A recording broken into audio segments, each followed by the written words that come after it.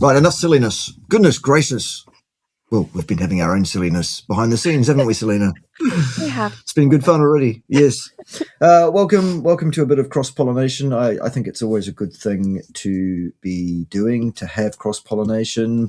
Selina's one of these mad carnivore people, and I'm going to throw her the ball. Aren't I, Ted? Yes! Tell us your story, Selina. Don't leave anything out. I'll know if you do. Right, will you go and twirl the knobs, Ted? Thanks. Ted, not that knobs. Goodness gracious. It's dreadful, Ted. You can't get the help, Selina. Oh, no. I mean, Right, now that I've take time completely to thrown you off train. your game, tell us your story. Yeah. My story. Wow. So that sorry, I got a little sidetracked with the knob turning. I know. Okay. So It's dreadful. I could only imagine. Mm. So yeah. Back in 2017, I was diagnosed with follicular thyroid carcinoma. So, thyroid cancer. And, it is a survivable cancer. So it's not like it's the end all death sentence. But in the reality of it is it can detriment your health quite a bit. The only protocol that's medically given is, radiation therapy, complete removal, potential for chemo depending on if it has spread to other areas in the body, such as, your lungs or your lymph nodes, things like that. So, when I was diagnosed at the time, I was a single mom, and that was a pretty scary kind of moment to go like, what the hell am I going to do? What are my options? Obviously, the endocrinologist very clearly, like, we have removal, you have radiation. This is all that's available. This is all that can happen. And I was highly against both for the simple reason that I would have to live on a medication for the rest of my life. And there is just something that seems so asinine to me as a human being to live on a synthetically created medication. Now, I am not putting down those that have gone that path. I'm not putting down anybody who's maybe made choices without full understanding of possibilities, because we're not given a lot of possibilities through the medical system. It's this or not at all, and I'm the doctor and I said so. And this is what your option is. And I walked out of that office denying both protocols and went home, and I already had this awareness that if I have been creating cancer cells, if I have created an environment that produces cancer cells, I have done something to myself that encouraged that. I've been adding something, eating something, ingesting something, breathing something, living somewhere, whatever the case was. I knew that it was an environment that I was allowing to be curated inside of my body in order to, allow that to happen. It's kind of common sense. We learn these things in the US, we call it middle school. In middle school, elementary school, like, you understand, cells reproduce. You're either going to reproduce good ones or bad ones, depending on what happens. You learn about antioxidants and how they help cells to not be whatever it is, right? So there was like this reality of, okay, what am I doing? I started going through everything, every research paper I could find, every medical document I could get my hands on, even to the point that I was getting myself kind of into the further reaches of the interweb beyond what was allowed here in the US, and finding, studies and what people were trying to figure out about food. And everything I kept coming across was plants have anti-nutrients. So it was like I didn't come to carnivore immediately, just like, oh yeah, I'm carnivore, this is great. It took me a while. It took me almost 6 years in total, but I was pretty animal based before even knowing what carnivore was, because I removed all goitrogenous plants. I stopped eating any sugars. I stopped eating processed foods. I didn't do seed oils.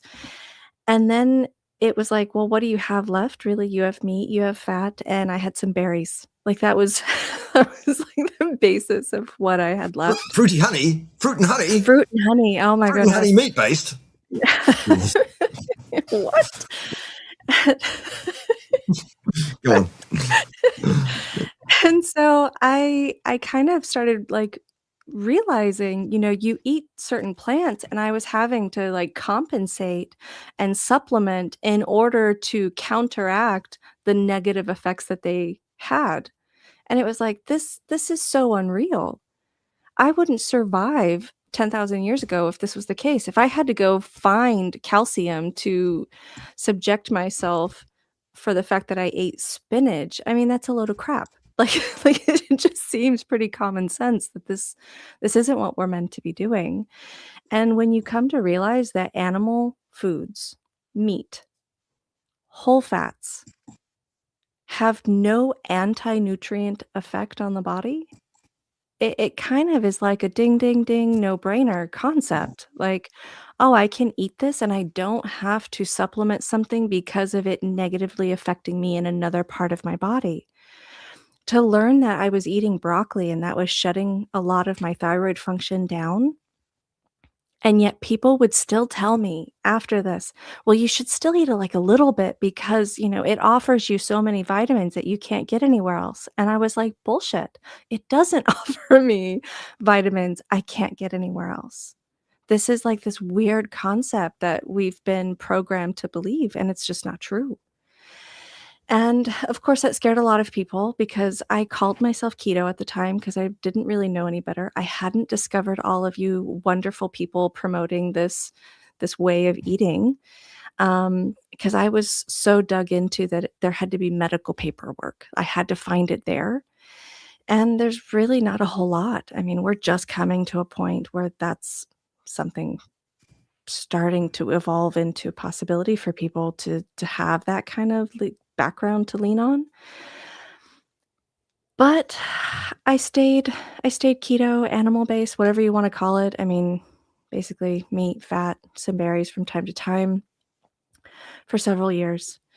And I was kind of anti-doctor after that whole experience because the doctor that I went to, he even had social services called on me after I refused his treatment, um, because he thought that I was causing harm to myself because I was not wanting to quote live, even though that wasn't the case at all. I just didn't believe that his protocol was the only way, and it wasn't. And it wasn't.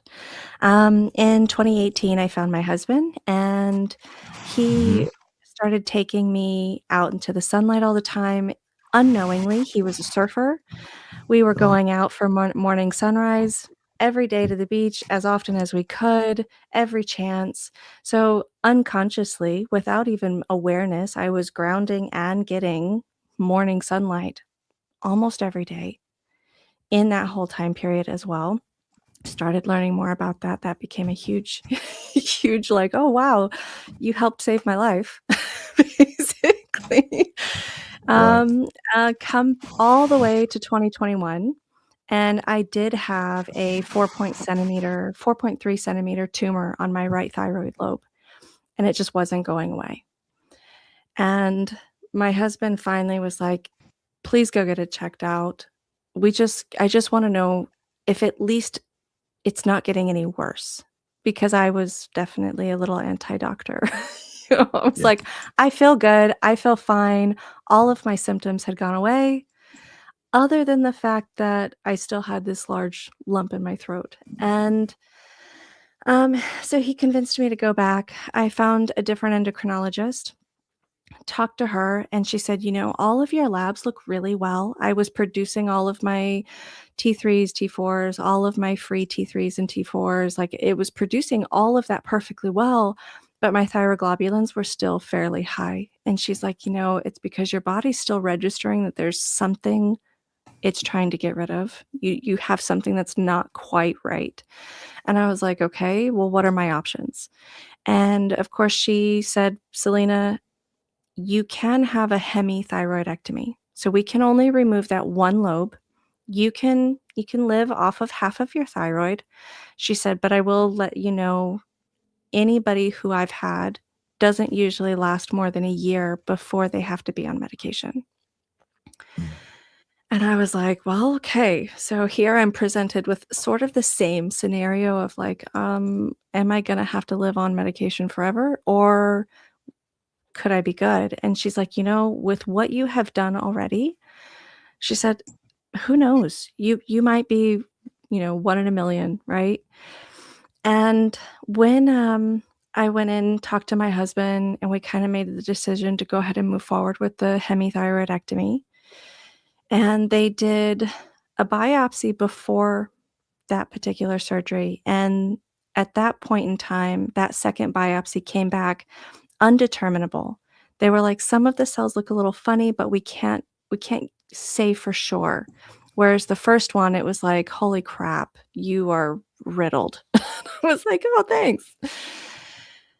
When they went in for the hemithyroidectomy, they were able to biopsy the entire lobe, and it came back non-cancerous. They couldn't find a single cancer cell.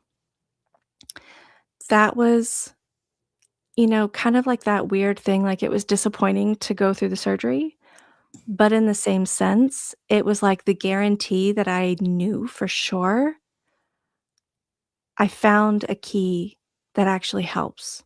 I found something that is beneficial to our body that actually like works. I healed. I didn't just medicate. I didn't just band-aid a situation. I actually created a change in physiological response to what was happening. And that was what I needed.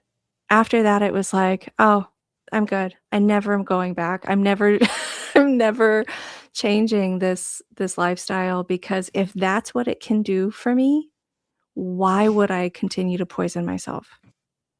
It just doesn't make sense. So that was June 9th of 2021. I had my surgery. And then 6 weeks later, I ended up pregnant with my second son. And that was pretty phenomenal. Of course, my How doctor did that was like, happen? magic. We don't talk about those things. Ted, behave yourself. Goodness gracious. Naughty, naughty Ted. You can't get the help, Selina. We're having a sensible conversation, Ted, for goodness sake. Grow up. It's very childlike, is Ted. Sorry, carry on, Selina. Just ignore Ted. Ignore him completely. Everyone else does. But basically, my doctor, of course, at that point, when I called and told her that I needed a pregnancy test, she laughed and she thought I was joking. And I was like, no, I've taken 12 at home. I need the blood work done. Like she was like, well, there's no way. There's just no way. And I was like, I think there's. So right before my surgery, I was actually told that I shouldn't be able to have any more children because my hormones just did not support the possibility. And so here we are, 38 years old. I got pregnant with my second son. I'm 41 years old now, still medication free. Excellent. And thyroid is thriving and functioning beautifully. And, I breastfed for 2 years. People cannot tell me that being carnivore or as close to carnivore as you can stand is not what's best for us. I just can't. I'm like, sorry. I have gone through too much to even be able to believe otherwise. So that's my story in a nutshell. Awesome. Ted is more focused on the knobs, let's be honest. He's all about the knob twiddling, is Ted, making sure that all the things are set at the right levels. Well, sometimes you can't get the help. He's hopeless. I really need another technician, another knob twiddler, frankly, one that knows what he's doing. Anyway, sorry, Ted, but it's just the truth. I have a girlfriend. Oh dear! I think there are one or two stuffed animals out there that might be up for it. I don't know. It's hard to say. I could have a few. I might be able to send one over. I think she's available. Yeah. What's the fascination on bench presses and press ups and things here? What's going on? Is everyone trying to? You look chiseled. Oh, well, that's nice. Yeah. I'm on morning one of a indeterminate period. I'm going to do a bit of a fast, Selina, for a bit, mostly because I actually haven't cleaned up since the Christmas break. Yeah. And so I need to throw in something there, to throw a chock in there and, a spanner in those works. And right, let's tidy this act up. Yes, this is silly, and get things So back on track. And when you do fasting, so what is it that you do when you do fasting? Do you do dry fasting? Do you do water fasting? mm, I've tried to do dry fasting several times. Pim just does it, and she's fine. She's like, "Oh, what's your problem, soft cock, and all this kind of stuff." And but I get to 3.5 days dry, and I just can't do it beyond that point. I get kidney pain, pain in the small of the back, and I'm told that's normal, and I should just harden up and not, oh, typical man, absolutely no resistance to pain or discomfort, But no, but also my blood pressure goes crazy at that stage. And I go like, just on the precautionary, I just go like, I've just got to stop doing this. So I'm going to do the water fasting thing, that and black coffee. Black coffee. On fasting, so I know so many people have like a back and forth about fasting for women versus fasting for men. Do you have any data that you have like this clear definition that it's better one way or the other, whether you're male or female? No, I haven't seen anything that would convince me one way or the other. I think there's a paucity of literature actually on fasting, really, overall. Yeah. I wouldn't be surprised if there are differences. I mean, let's face it. I mean, we all know women are much harder than we are. We're soft at the end of the day. Well, some of us are. Speak for yourself, Baldy. Goodness gracious, Ted. Thanks for your input. God, he's dreadful. Absolutely dreadful. Yeah. Dear, oh dear. Okay, so with all of the silliness aside, have we got some questions for Selina, folks, from the floor? It's an incredible story to have gone through all of that. It seems like there are more and more cancer survivors out there, really, who have come across to the dark side, and we have completed their training. Yeah. Which is It a fabulous thing. Go on. It is absolutely. And that's something that I always try to remind people when they talk to me and they're like, "Oh my gosh, this is so amazing." And I'm like, "It is amazing, but it's humanly capable and possible. It's not some phenomenal miracle. It's capable and possible. Of obviously, it's better if we can eradicate the possibility before it even is a possibility." Yeah. And if I can get people to understand that and to hear that and to be able to like open their eyes to the information that's not in the norm stream of what's acceptable to eat and do, then I mean that's the only reason why I ever started telling my story in the first place. Is like we have amazing capabilities as our bodies. They're Yeah. capable of such amazing things. Yeah. We just need to get out of our own stupid way, don't we, Selina, really, to get the body or encourage the body to heal itself from all sorts of things. As a kind of, I guess, serendipitous side effect as well, not really even the point, but for you as well, you also lost 1 or 2 pounds, didn't you? Yes, I ended up losing over 112 pounds in total. So I am a lovely 5'4" tall, and I'm sorry, I don't know what that converts over. I've Yeah, really, it's all really right. done We can speak in freedom units. It's all good. that. Yeah. And at my heaviest, I was 272 pounds at my heaviest.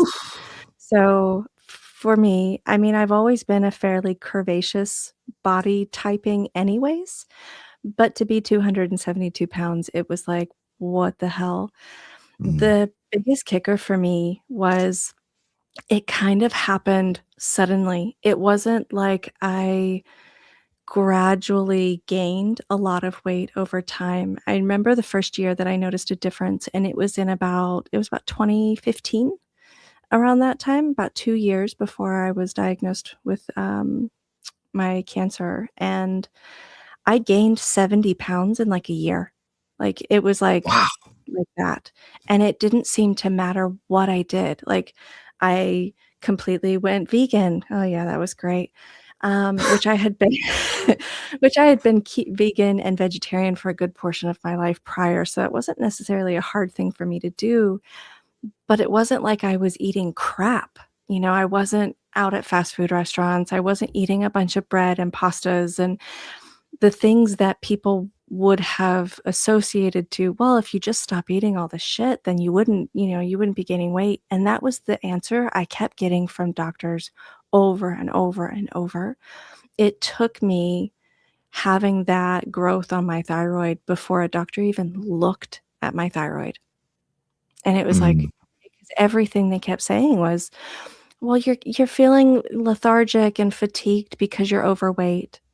And it was like, I've not been an excessively overweight person for most of my life. Why would I suddenly just become fat? Like, it just was like, this doesn't make sense. Something's wrong. yeah.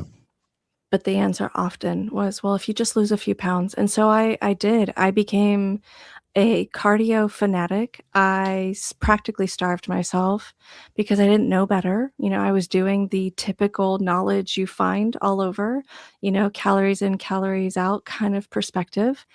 And I got to where I was eating like 800 calories a day, but I was working out 2 or 3 times a day. And we're Mm, talking, I would get up and do P90X in the morning. I would go for about a 30-40 minute walk at lunch. I would come home and I would do cardio in the afternoon. Like it mm, and I mean, I started to lose weight. I did. I mean, that's kind of inevitable when you're starving yourself, but I was getting sicker. It was like my symptoms were getting worse. And that part was where it was like, it just doesn't make sense. But mm, here, you start eating, over 2,000 calories in meat and fat, and suddenly you're losing weight. And it's like, well, that doesn't make any sense based off of what they tell you.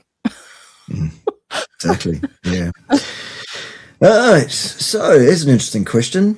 If an insulin spike after a meal is a good idea, which it is, once a day, would it therefore be a bad idea to go for a walk straight after a meal? What do you Hmm. think?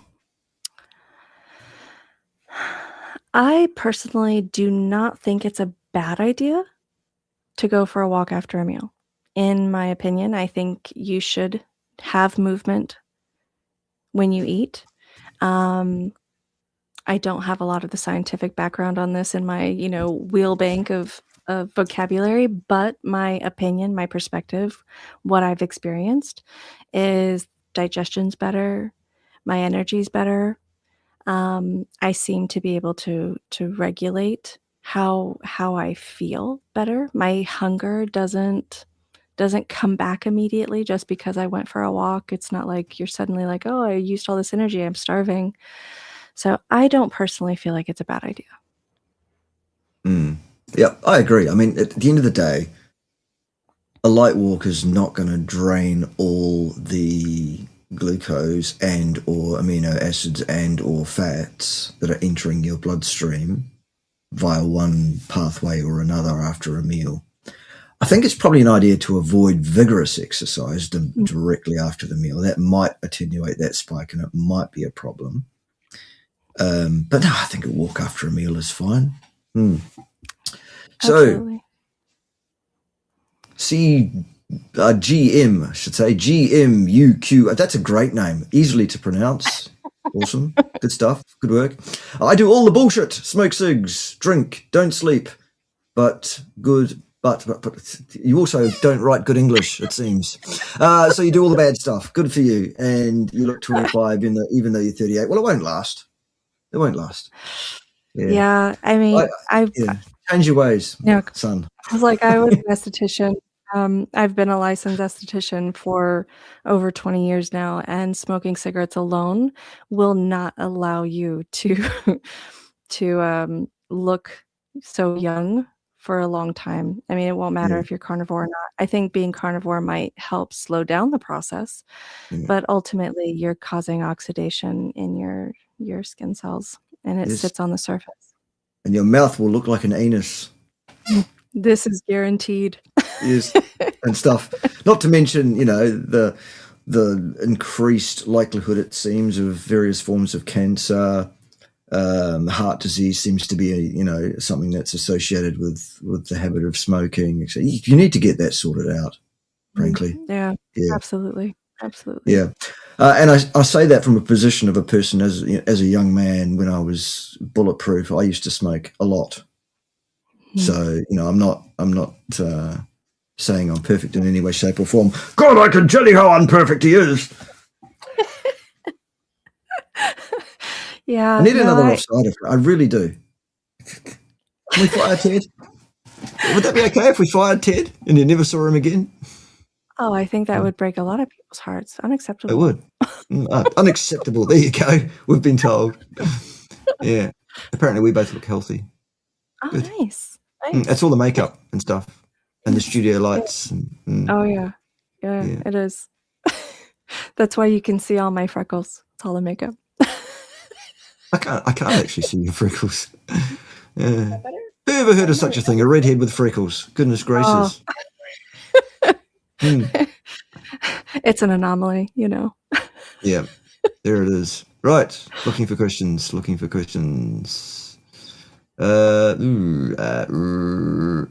Geez, not many questions. Lots of commentary. That's just good for my folks, as usual. Yes. Yes. Yeah. You do have a lively group, which is nice. Yeah, they are. They're good. Proper feasting leads to fasting for 1 or 2 meals per day. Proper feasting leads to fasting. Okay. If you say so. I'm not sure what you're saying there exactly.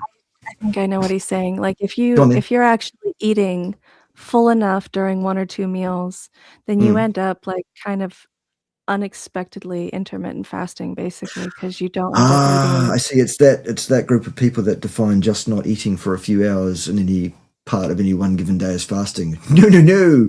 For me, this is just my personal opinion, and it doesn't have to be anybody else's, except that people on my channel do need to understand that anyone that disagrees with me will immediately be found guilty of hate speech. This is the law. But for me, fasting starts at 72 hours without food. So this whole intermittent fasting, i.e. you're like, what's your window? Well, that's my window over there. It's the thing the sunlight shines through. What are you talking about, my window? That's not fasting. That's just not eating at that time. Goodness gracious. All right. I'm glad we clarified all of that. So speaking of that, not to cause chaos, but the whole aspect about how women stop, they stop producing like the peak part of the growth hormone for like fasting is usually at about 48 hours from what I understand. Okay. Would it be harmful in your opinion to go beyond that? Like, is it detrimental? Is it detrimental for a woman to fast more than 48 hours? I don't think so. I haven't seen anything that would really convince me that that's... And for me, when I say I haven't seen anything that would convince me, the last place in the world I would look for something to convince me of something is in the peer-reviewed literature. Yeah, the last place. I agree. It's all about affect. Guys, those of you that don't know, I was involved in the sciences for a couple of decades at the coalface, doing research, publishing things. I know how bad and sloppy this area is. Okay. A lot of people say, "Oh, the peer-reviewed. Where's your sources? You don't cite sources. Peer-reviewed literature is where it's at." And I'm like, okay, so peer-reviewed literature gives something veracity, does it? Oh yes, that's the gold standard on it. Okay, great. Am I credible? No, you're an idiot. Okay, well, I've peer-reviewed more literature than you've had hot feeds. What do you think now? That gets them every time. How do I answer that? Oh, well, I bench press 415 pounds. Is usually the answer to something like that. Good, Richard. Good. Oh, dear, oh, dear. You got to feel sorry for Richard a bit, don't you? A little bit from time to time. Well, not really, because he's such an arrogant twat, frankly. he does himself no favours. God. Yeah. Vegan greens. Yeah, here's a question for you. Did you ever go back to your original doctor and say, there, stick that one up your pipe and smoke it? I didn't physically go back to him. I did mail Mm, him a copy of my reports yeah. after Yeah. Yeah, I kind of figured after he had, called the people on me to have my wellness concerns checked after I ignored and denied his, you know, whatever. Mm. I felt like he probably wasn't gonna be too kind if I showed up in his office again. You failed to respect his authority. Pretty much, pretty much. I mean, what? I mean, madness, Mm. actually practicing autonomy over your own body. Crazy. Goodness gracious, how dare you! It's like that sketch out of the Meaning of Life, the Monty Python film, isn't it? Where they're wheeling a woman into the delivery suite. Right, nurse, more apparatus, please. We need more apparatus in here. Get the ECG, the FMG, the PQY, or whatever it was, and also get the machine that goes ping, ping. And then she's the woman's there like, what do I do? Nothing, dear. You're not qualified. Exactly. That's exactly Mm, it. yeah. Good. Speaking of commentary. Mm, mm. There we go. What's your diet like? Tell us all about your diet these days. So my diet these days, it's pretty simple. I kind of flip-flop between I usually have about 8 egg yolks every morning. I also have anywhere between a 10 to 16 ounce steak, or I have about 1.5 pounds of ground beef as my second meal. I also add in some tallow, sometimes butter, and I do hate to say it, I am a coffee drinker, so I've not really given that one up. Cheers. Yep.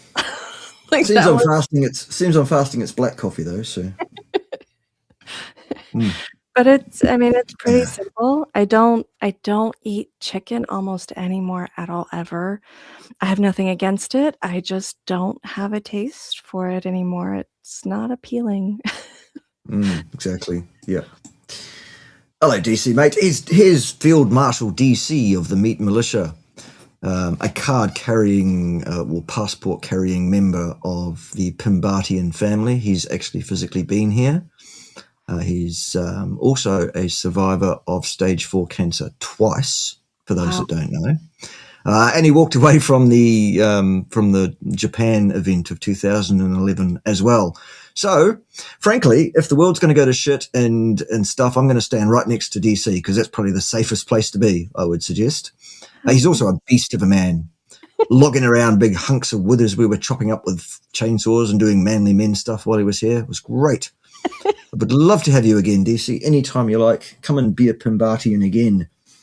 And, yeah. DC also, for those that, I don't know if you don't know about DC, if you've had your head somewhere warm and moist, but he also has his own social media offerings as well. So yes, everybody follow DC. And if you're not subscribed to Primal Fox Health, get yourselves over there after this. Get yourself subscribed. This is cross pollination. We're trying to build the community and such. So get that done. Absolutely.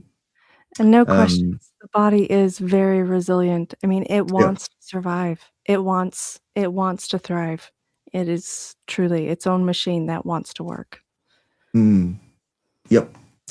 All right. So all of that stuff being said, here's a question. A question. We love questions.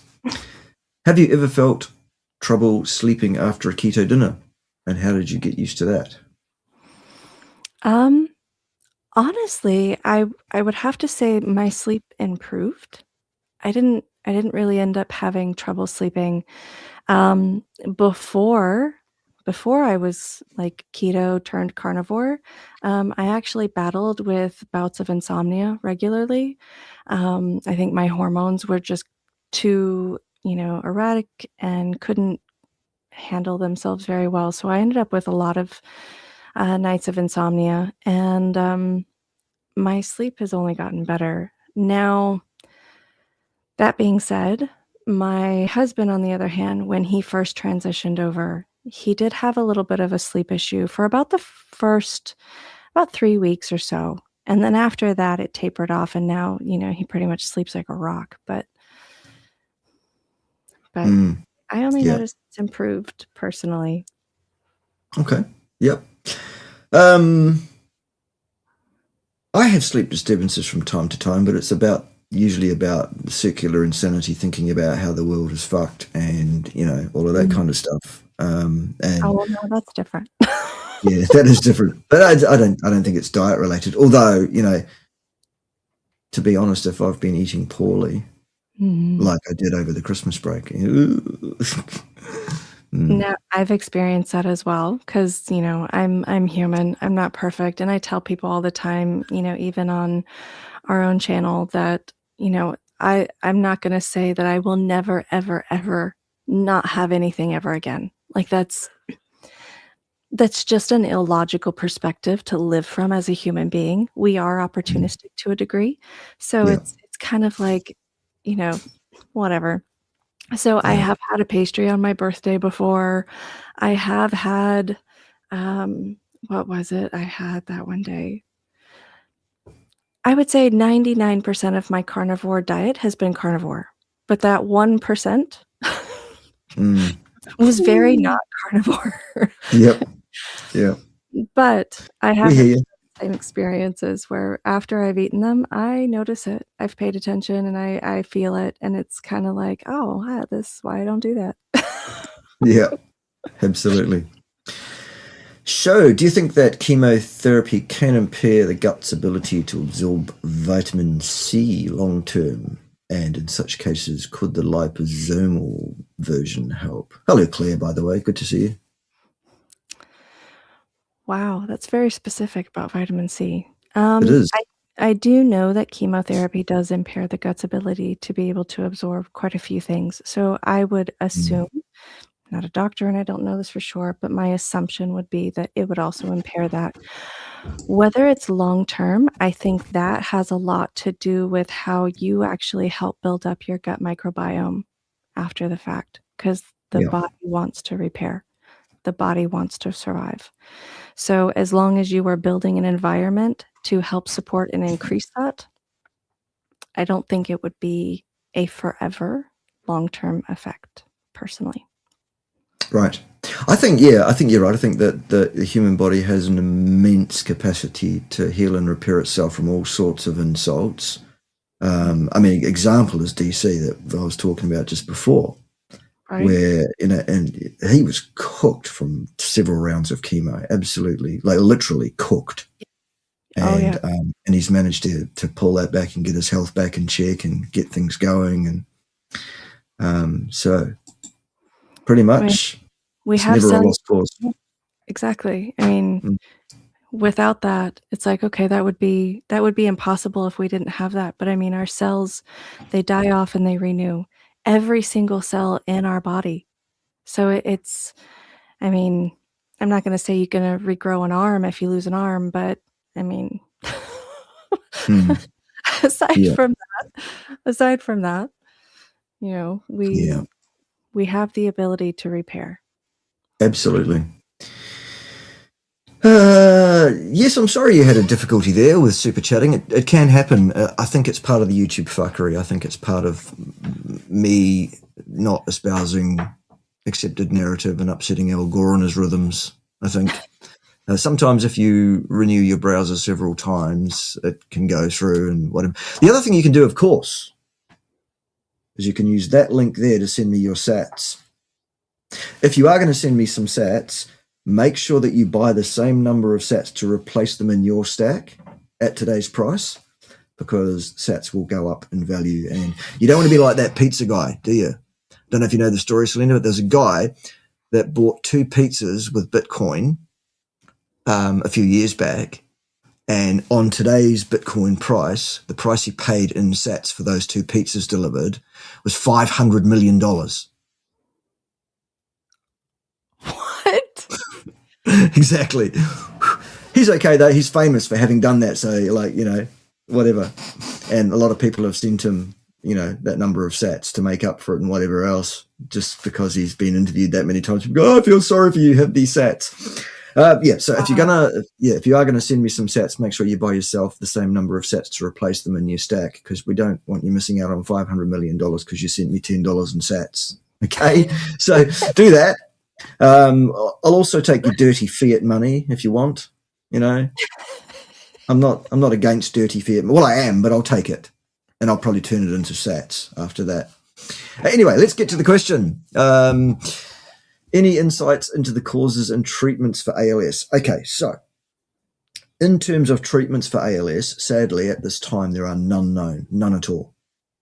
Okay, ALS is a universally fatal neurodegenerative disease. It's the one that killed Stephen Hawking eventually. Most people that get ALS don't last remotely as long as Stephen Hawking. Most of them die much younger than he did. As per the causes, we really don't, again, we don't know. There isn't a great deal of science on the causes around this. However, given that it's a sclerotic disease, it's a disease where the myelin sheathing breaks down in the neurons and other nervous cells around the body. It is interesting, shall we say, that coincident with taking statin medications, for example, which reduce your ability to produce cholesterol, ergo reduce your ability to produce myelin because that's made of cholesterol, okay, there is a coincident increase in the incidence of ALS in statin-taking populations, which, get this, is 18,500% relative incidence. So that's interesting. That's all I can give you on that one. And unless Selina knows something about ALS that she can add, I think we're done on that one. I don't particularly. Right, there it is. Could Ted perhaps get a job on Play School? I think he could. I think he could. Here's, oh, yes, I'd like to get on there and give Big Ted one. Well, I think that's that one blown. You couldn't behave even just for a second, could you, Ted? Goodness gracious. You just get on with twiddling the knobs. Good boy. Good boy. All right. It was probably covered in the story, but just remind us, Selina, how long have you been on this diet? The carnivore diet? So officially carnivore has been a little over a year as far as my awareness of what carnivore is. I was what I considered animal-based, keto-based for almost 7 years prior. And the closer to animal-based, basically just meat, fats, and berries, was for about 4 years prior to being full carnivore, where I just no longer have berries. Yeah. So yeah. Ted's a bear. He still likes his berries, to be fair.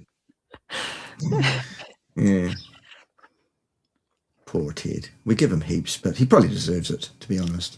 Sounds like he deserves it. All right. Well, I know. Question from Ben regarding fasting. Ben has a hiatal hernia and finds that initially on fasting he gets reflux for the first day or so. Would chugging more water fix this dilution of the stomach acid? Sadly, no, that won't, probably. Reason being that the stomach sets the acidity second by second, moment by moment, by pumping ions in and out of the stomach space. And it's that controls the acidity of the aqueous pool of the stomach juices, pretty much. So you pour a bunch of water in and change the pH of your stomach contents acutely. What happens in the next minute or so is your stomach lining, the parietal cells there, the pumps on those cells will start pumping ions into that space to reacidify it immediately. Secondly, if you're getting reflux, especially through a hiatus situation, it seems counterintuitive, but actually the problem there is insufficiency of acid in the stomach, not too much. So you actually don't want to dilute it. What you want to do is exacerbate, if you like, or increase the acidity. So there are things like betaine HCl that might help. There are even something like, take some vinegar can help in a less severe case. If you really have a very severe reflux burny type feeling, then you may have to actually counterintuitively deal with the acid, even though it's not enough acid. You might have to knock that acid down. So you can use something like sodium bicarb to do that short term, just to deal with that immediate situation, and then start to re-increase the acidity. It all depends on the severity of the situation as to what I might suggest. It's probably something that you might want to consult with me on for an hour. You can do that using the bit.ly link that I'll put underneath the video later because I forgot to do it for this session. bit.ly/Bart-KAY. That's for all things Bart, except for the sats, which are there. Because I haven't added that to that thing yet either. I'm only quite new to the Bitcoin thing. I've only just woken up gone, oh, duh. I actually am quite naive on the whole Bitcoin thing, but curious. Okay, you're Bitcoin curious, are you? Bitcoin curious. Bitcoin curious. Well, we can have a discussion about that anytime you like, Selina, and I'll tell you what I know, such that it is. I've been around the thing about 4 or 5 weeks, but I'm not stupid and I'm a quick study, so I could probably fill you in on a lot of it. Anytime you like. Right. That would be lovely. All right. I don't feel like I'm fasting on 1 or 2 meals a day. No, you're not fasting in that case, because fasting is from 72 hours onwards, remember? Of course you agree with me, Claire. You know the law.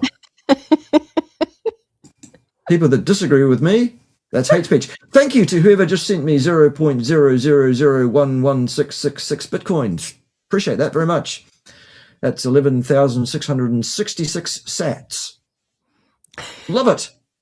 Make sure you buy yourself the same amount and put it back in your stack. You don't want it costing you $500 million at some point. Appreciate it very much. Thanks. There you go. That's right. I am the science. Trust me, I'm safe and effective and never question the science. Even though that's exactly how you do fucking science, is question the science. But don't question me. I'm safe and effective. Nice. Safe and effective, me. Safe and effective. Safe and effective. Ask Pim, she'll tell you how effective I am. Oh, you had to get that one in there, didn't you? That's what she said. Right, I'm here a week. Okay, the cereal collagen supplement makes my insulin go up. I'm not surprised. It's got sweetener and sugar in it. I keep telling the company they need to get that out of there, but they gave me a sample of the stuff without the sweetener or the sugar, and it's completely unpalatable. As such, I can't promote the cereal collagen supplement, sorry, boys and girls, for that reason. It's also got a food colouring in it to make it look bluer. The cereal products that I advise are Stem Enhance Ultra, causes your bone marrow to release your adult stem cells. Cyactive, an anti-inflammatory that works on both the LOX and the COX inflammatory pathways without the side effects you get from the pharmacological versions.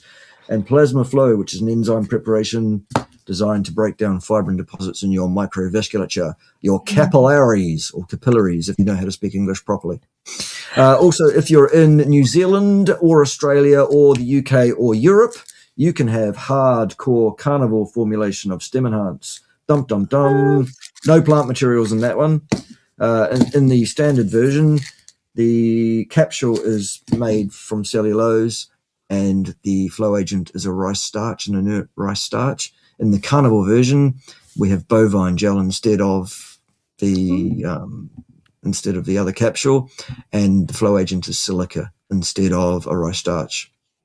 Nice. None of the rest of it is plant material anyway. So there you go. Great products, those three. Those are the 3 cereal products I support. They're the ones I suggest people get down them sooner than yesterday.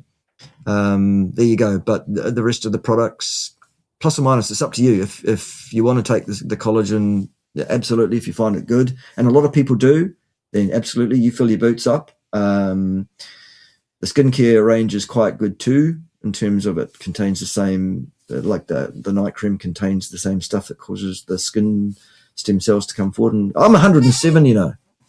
Nice. I know. Nice. It's incredible. Ted, on the other hand, doesn't look so good. What? He's a bit one-eyed. Yeah. of lifestyle he leads. There's a story behind the fact why it is that Ted is one-eyed, by the way. It's because some little bastard chewed his eye out of his head about 50 years ago when he was teething. Never been forgiven, Selina. Ted's got it in for me. Some nights I wake up and Ted's looking down at me like this. I am so cross with you. You wake up and Ted's looking down at you like that, you know you're in trouble, because you know that he's got that bucket of soapy frogs ready in that wetsuit with the bottom comes out. It's just incredible. Yeah. Right. Anyway, blah blah blah blah blah.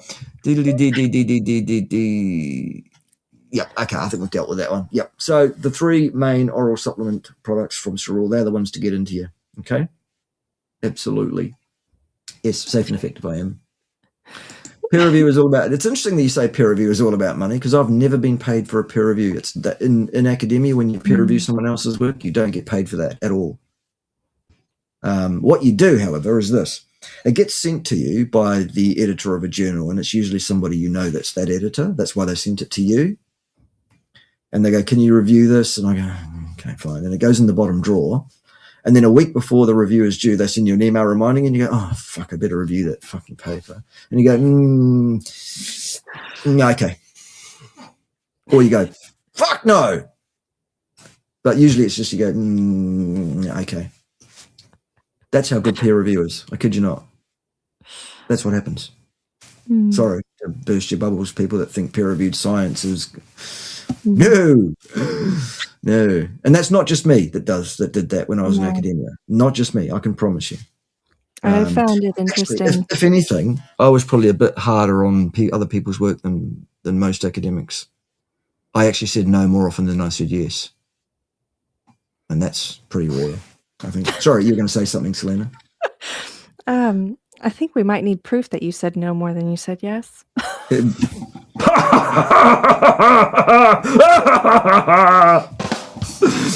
think you're right.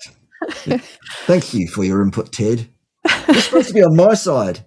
I didn't tell you. We talked before we got on the show today. Oh, did you? Did you and Ted have a plan to put me off my game? Yeah, vegan games, isn't it? Vegan games. When I was first in aesthetics and I was learning about how skincare products were actually being promoted or suggested by dermatologists, and the process that they actually go through to be as such is a complete laughable offense. Like it's not even, a lot of people are like, oh, but it's, dermatologist approved or, dermatologist suggested. And it's like, well, yeah, they got sent a sample. Somebody looked at it and went, sure, fine, I'll hand this out to my patients. And guess what? Now it is suggested. Yep. Incredible. Ah, dear. Apparently I'm the goat. The goats are out there in the field. That's where the goats are.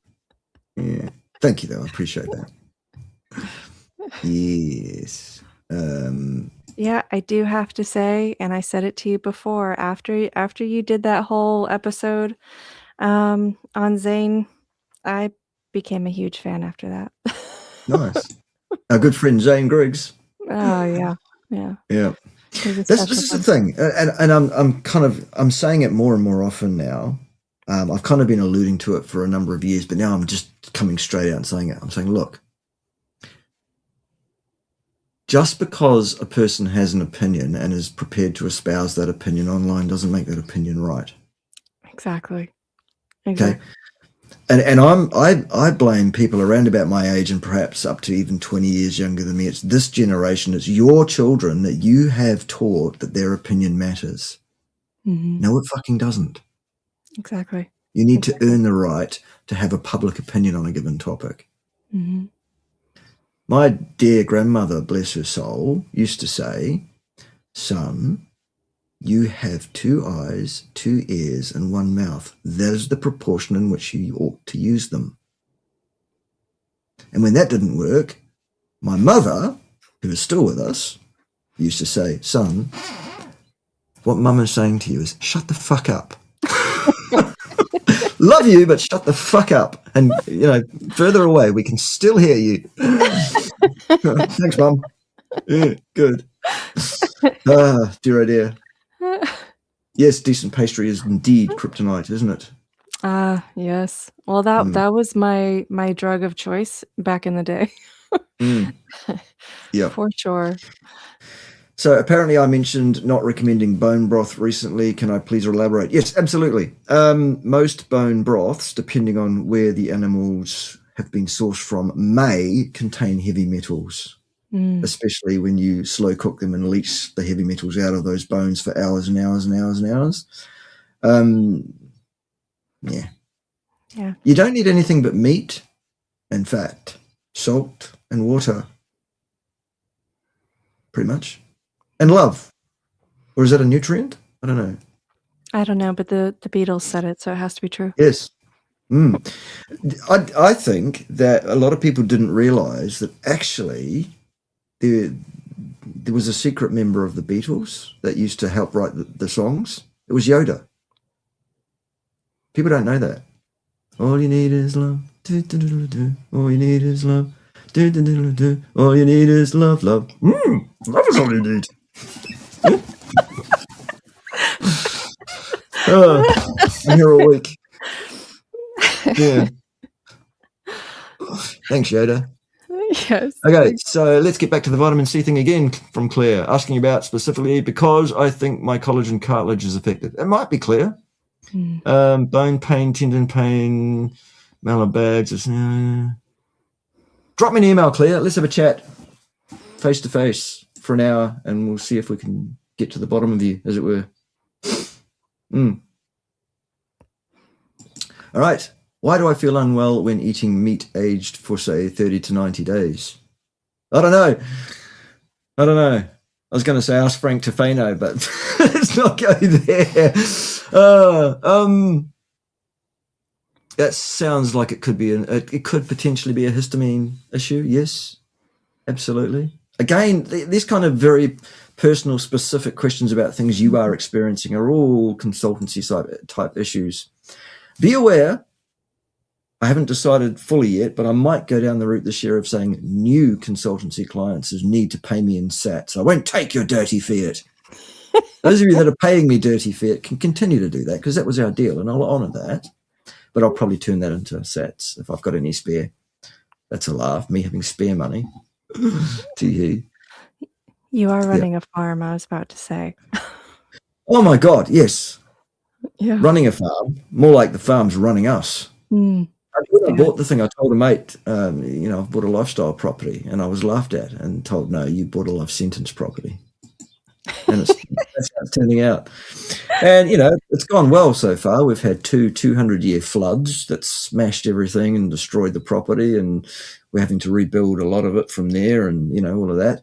And can you believe this? We found out that insurance companies are not good faith players. Oh, no. I was shocked. I could not believe it. Utterly shocking. Yeah. Yes. Yeah. I learned that in 2018 when we had one of the largest hurricanes hit our town. Yeah. And they're definitely an interesting conglomerate. Yeah. Indeed. Oh, well, there you go, Claire. I'm going to need to ask you for your card back then. Wine and cheese, did you say? Wine and chocolate. Chocolate. Goodness. Chocolate. Goodness. Yeah. Drop me an email, Claire, and we'll talk about it in the background. A lot of people like their meat that way. Yeah. Including Frank Tofano. Dear. Don't forget the Q in front of your questions, folks. Does seasoning meat reduce the amount of nutrients? Nope. Is it true that after 14 days of seasoning, only 30% of the meat's nutrients remain? Nope. Who told you that? Yeah, Where'd you get that from? Heard that. No. Goodness gracious. Just want to check with you, Selina, on time. Are you okay for time? Or? I'm good. I'm good. All right, cool. You can kick me out whenever you need. Not at all. I'm checking on your calendar. Mine's free for the next few hours. Yeah. Aged meat Burger King patties Try some kidney. Oh, God. Thank you for the $20. No commentary from Coach Casey, but thanks very much for the $20 US. I presume that is. Yep, very good. Yes. Very, very good. Yep. Dirty Fiat. There it is. See how quickly they got to us? That was fast. That was fast. Literally dirty. Apparently these things are all completely laced with drugs. Because, Oh, nice. yeah.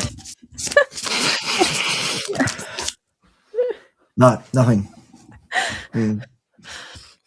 Yeah.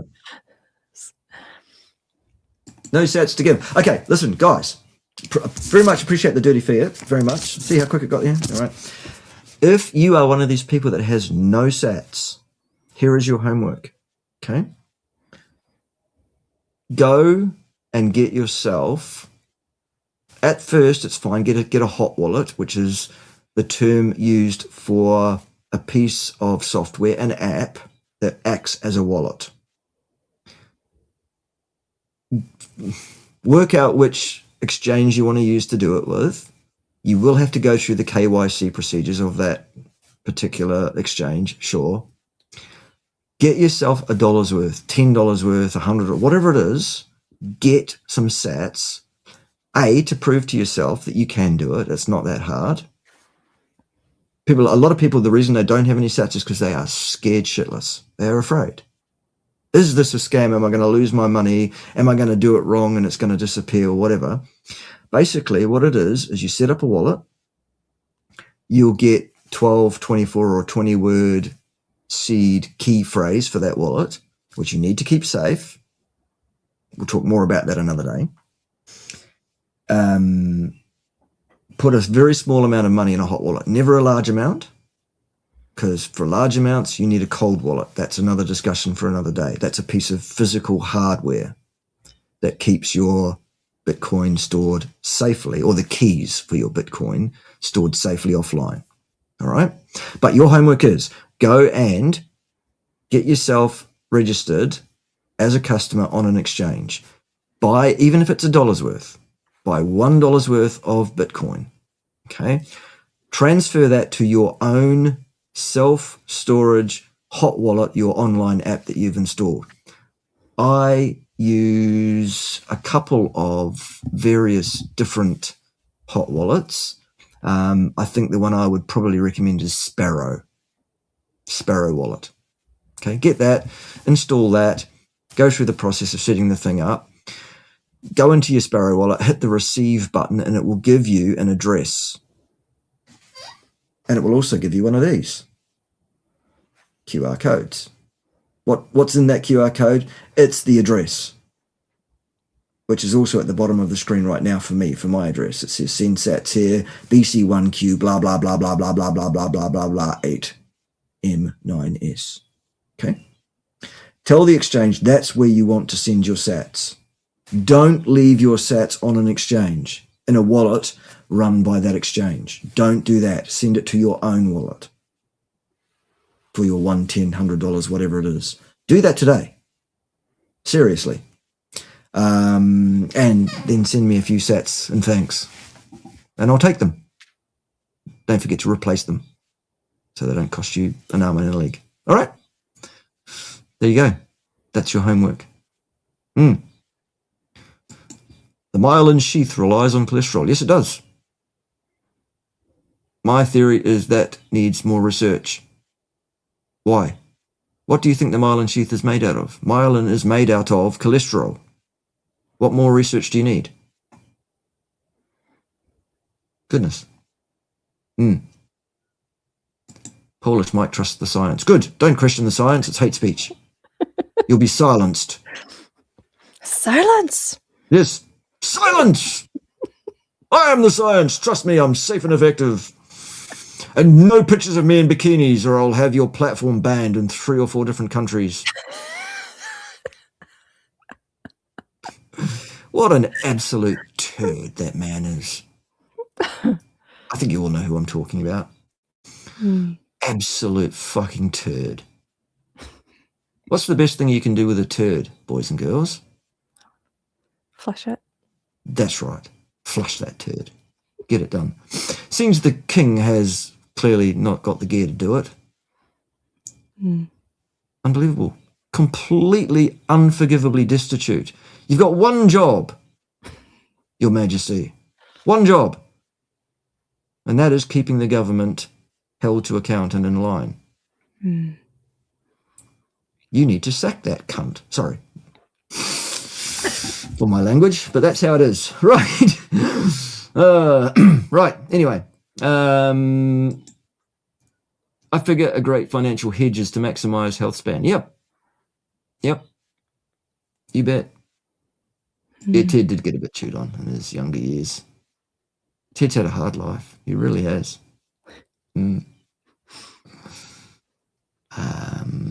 Everyone's dying to know Ted's story. One of these days it'll come out. I think there's a non-disclosure in place at the moment, though. Ted's not allowed to say until I'm gone. Yeah, he'll outlive me, of course. But, is OMAD the most optimal on a carnivore diet? Yes, I think so. All things, that's my opinion. Doesn't have to be anybody else's, except that it does.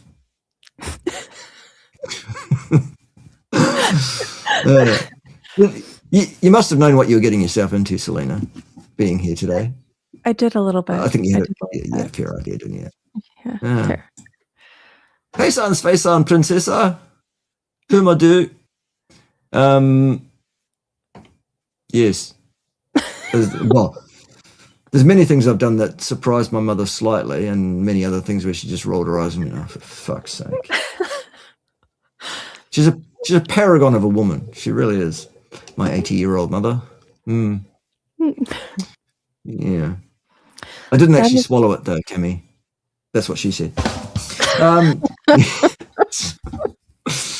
Can't help myself. Yeah. I think it was seen happening at the time, and I think it was like, hook, get that out of your mouth. Don't swallow that. Yeah, a lot of people are probably quite upset with my mum for having done that, to be fair. I think they probably, had you known. Her mother, my grandmother that I was alluding to earlier, said to my mum on more than one occasion, look, just keep your hands off his throat until he's about 21. He'll be a nice young man. It took a bit longer than that, as it turns out, actually, but, that's for another day too. Patience. Yep. Peer-reviewed study equals friends. In other words, yes, if you can get it past your mates, it's all good. Tee-hee. What do you think, lads? Wink, wink, nudge, nudge, say no more. Yeah. All right. Yeah. We're not flirting. Goodness gracious. Selina's a married woman. I wouldn't flirt with a married woman. Goodness gracious. Just like when Lucy, the carnival nurse, was here, everyone was saying, have you pulled her and all this kind of, it's just, puerile for a start, I have Lucy's to in say, her 20s. You're one of the only other people I have ever heard use that word other than myself. Which word's that? Puerile. I've puerile, never heard anybody else use that word. Love that word. Yeah, it is a good word. Yes, no, whatever. Yeah, apparently you can't laugh, smile, get along, and have great camaraderie without it being a flirting implication. Yeah, exactly. That's apparently against the rules these days. Oh, I know. It's incredible, isn't it? Yeah. Oxtail broth. Yummy. I used to love oxtail soup. Oxtail broth. Good work. Gelatinous goodness. Yes. Could I recount my experience with the All Blacks rugby team a few years ago? Were those guys all hypercarnivores, and what did they eat mainly? Okay. I had a peripheral role around the All Blacks preparation for the 2011 World Cup. The role I was subserving was nothing to do with their nutrition at that time. It was to do with their fitness preparation based on their movement patterns on the field. What I can tell you is that I'm privy to the fact that 3 of the All Blacks in the 2011 team were carnivores. 3 of them. The rest of them were standard, usual, carb binging, that kind of carry on. Okay? So there you go. Yes, Frank Tuffanus. Yes. Yes. Is it true that carnivore can cause too much iron in the blood? No, it isn't. Any given person might be in a situation where they have too much iron in their system. And there are a number of underlying root causes that can lead to that. One's diet, the carnivore diet in particular, is not one of those causes. If a person is retaining too much iron and they eat a diet which is rich in iron, then that can be problematic, sure. But we need to deal with the underlying situation, which is not the diet, because the diet is still an appropriate diet for any given human being. It's the species-specific, species-appropriate one. Yes. Indeedy. I imagine that the insurance premiums in Japan have gone nuts since 2011. We had a similar situation on a much smaller scale, obviously, when the Christchurch earthquakes happened in New Zealand a few years back. Funnily enough, the more damaging of them was 2011. So there you go, interesting. A lot of things moving around at that stage. Insurance premiums have gone up in this country by like 2 and 3x since then. And the payouts and their willingness to pay out on quite legitimate claims, they'll always find a loophole, won't they? Yes, dirty fiat. Silver is better in your opinion. Silver is better than what? And why is silver better than that? Currently, silver is enjoying a somewhat parabolic arc. But there are issues with silver. Like, there's issues with everything, though, isn't there, in terms of what you can invest in? Silver is not the silver bullet. Boom. Yep. Here is a Sats guide. There you go. Thank you, DC. Learn all about what are Satoshis and what is Bitcoin. For those that want a TLDR, Satoshis are the smallest transactable unit of a Bitcoin. In the same way that cents are a unit of dollars, Sats are a unit, or Satoshis are a unit of Bitcoin. And one Satoshi is 1/100 millionth of a Bitcoin. So there you go. So you can buy $1 worth. Well, I say that, but actually in most places they'll say there's a $50 minimum to buy them off an exchange. I forgot to tell you that earlier. There you go. No problemo.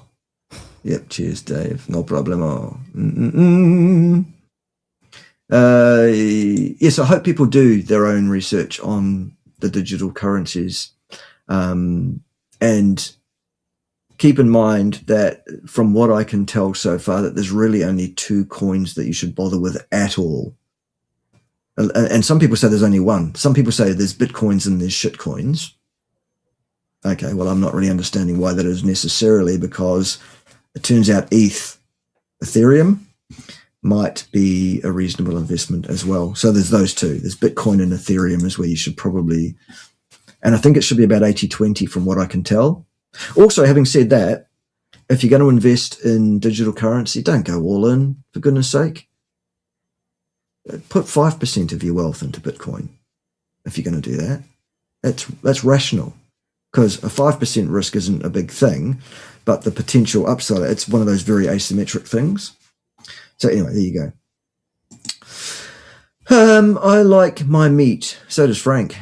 Wouldn't touch that line with a 10-foot whatever. Which line? Oh, that line that you like your meat. Okay, well, yeah. Okay, fair enough. Yes, I get it. Thank you. I'm a bit slow sometimes. Good.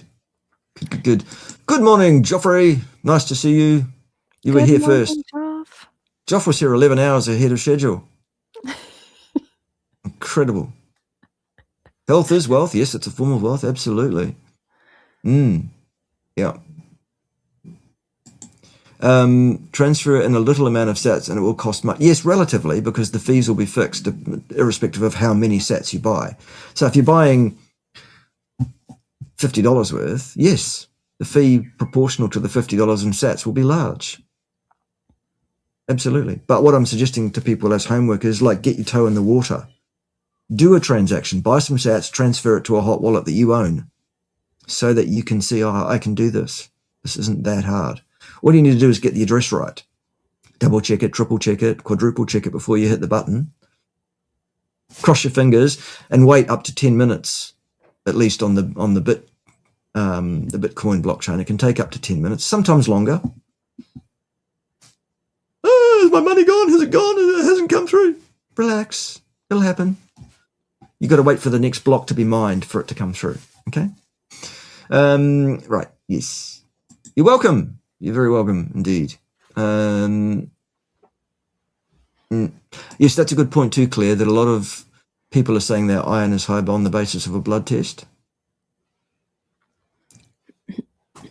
Are you symptomatic?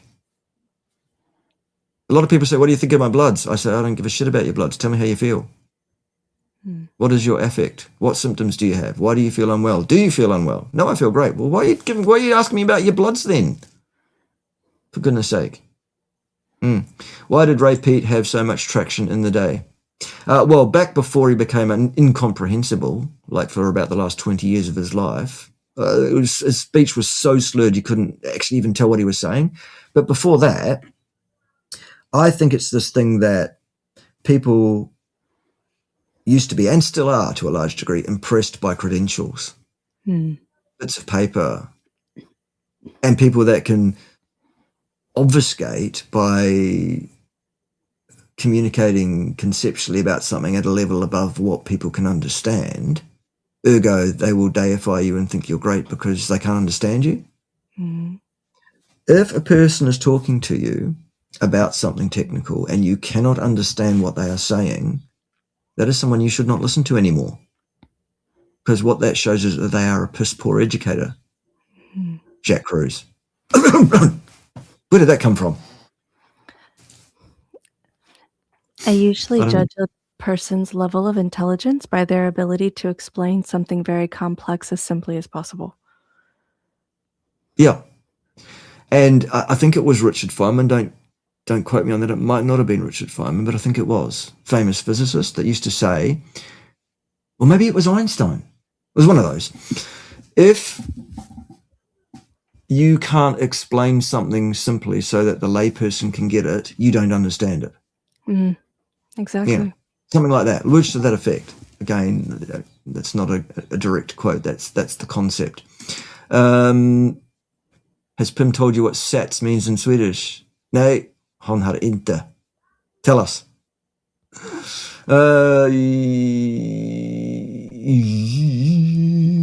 What do you anticipate will happen after the current USDA nutrition guidelines expire in 2030?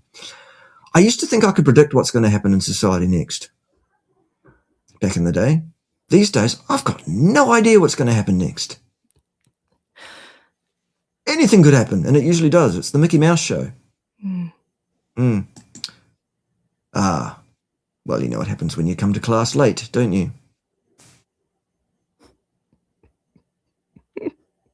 Report to Ted down the back afterwards, right next to that small guillotine. Or if you like, line up in front of that bucket of soapy frogs right next to that wetsuit with the bottom cut out. Or failing that, the third option is where that rampant wildebeest is tied up. Take your pick. Line up back there. And Ted will dish out the administrative correction. So he will. Ted will not tolerate late coming to class. It's very hard, is Ted. Okay. Right, good.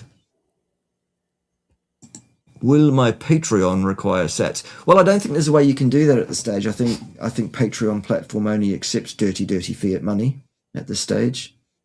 So, yeah, you can still pay for that with your dirty fiat money.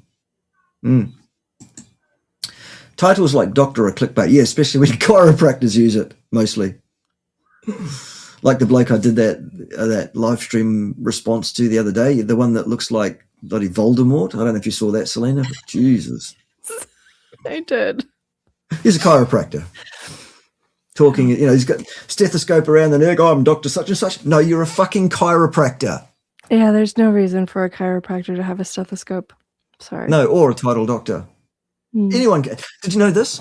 In almost every country in the world, anybody whatsoever can use the title doctor. It's not controlled.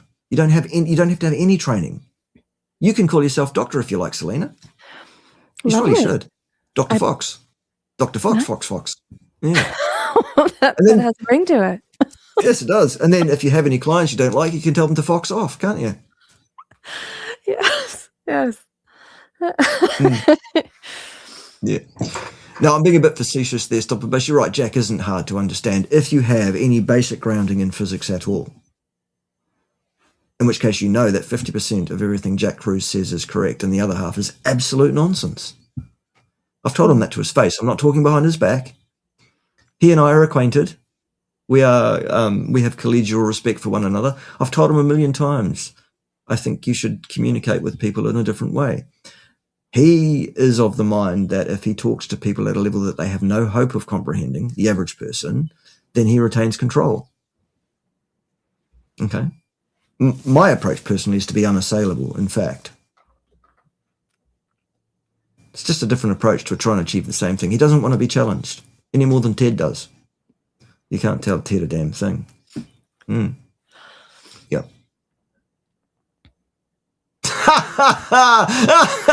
Love it. All right then. Oh, dear, oh dear. Love it. Of course Ted will know that. I'm going to have a word with Her Majesty Pym, Queen of Pirates, first of her name, Mother of Puppies the Unpoked, about that. Why has she not mentioned this to me? She was quite happy to tell me the story about when she used to be a personal trainer in a gym in Stockholm, and she was listening to one of her colleagues explaining things to a new client in the gym, and the client wasn't so good on their Swedish, so this staff member was using a mixture of English and Swedish, and she was talking to this client about the footballs. Yes. Okay. That's a little bit disrespectful, but you're quite right. Perhaps not. I don't think that Ray Pete ever lost his marbles in terms of. I don't think he ever went demented. Not that I'm aware of. Other than I think his ideas were ridiculous, but I don't think he was demented, and I don't think that was the cause of his death. Eventually. There certainly was an issue with his speech. Certainly it got worse and worse. But whether that was to do with dementia, I doubt it. I don't think so, personally. Let's not speak too ill of the dead anyway. Yes. Your subscription to the Cerule Holy Trinity gives you immunity to administrative corrections. Okay, fair enough. Yeah. Nobody's immune to Ted.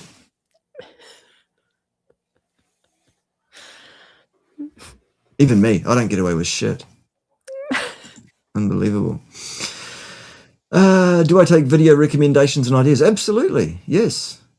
He just did a whole short about that. I did. All right, so it seems like we've dried up on the questions. If there are any questions for Selina, it's not just all about us having our own chat. Goodness gracious, we do have a guest here. Then get those in the next few minutes. In the meantime, we'll do the sort of summation thing because we're heading towards the hour and a half mark, which is a good session. Remind us, Selina, where it is that we find you on social media, etc. So you can find me personally at Primal Fox Health on Instagram. Is my main domain of platform. And also I assist with the carnivore community worldwide. You can also find us on Instagram and YouTube, and we have lots of lovely chats over there. Dear Bart has participated in one as well, and I think Ted got his oar in there too, didn't he? He did. He got a little Mm. excited. He couldn't help but join. Mm. So, those are our two ways. You can find me somewhere, one of those two places. Awesome. All right. Oh, well, then that really just leaves the one thing left to do, which we must do on the live streams, of course, and that is to remind everybody what it is that they should have for breakfast. And it goes a little bit something like this: steak and eggs and eggs and steak. That's what you should have for your breakfast. Delicious! Eggs and steak and eggs. Just making sure you heard. I think they got it, Ted. Join us next time when probably someone will be wrong on the interwebs or something like that. Because it doesn't look like slowing down, does it? All right, hit the button, Ted. Anytime you like. It's not hard. That's what she said.